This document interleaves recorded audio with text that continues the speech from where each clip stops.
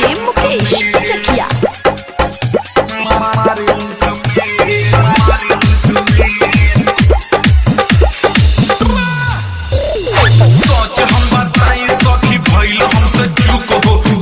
जब बुलावे बोला पड़ी हमें दुख हो, जब बुलावे बोला पड़ी हमें दुख हो। सोच हम बताई सखी भइल हमसे चूक हो, जब बुलावे बोला पड़ी हमें दुख हो। बार बार कहे सखी प्यार के दाना चरम, नाना करी मुना हम पे हो जाला हो गरम। सखी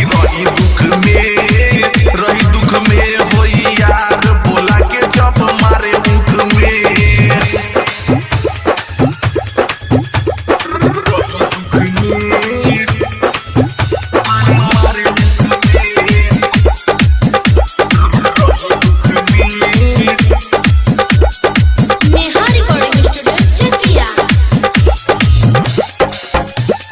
डीजे मुकेश चकिया।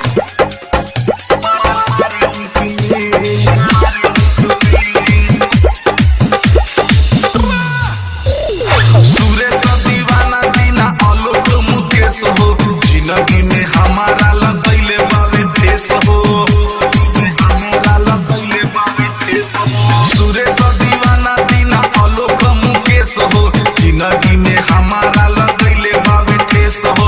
अब नहीं खेलब हम प्यार के रम लीला, हो गइल बानी गाँव में हो पूरा शर्मिला। सखी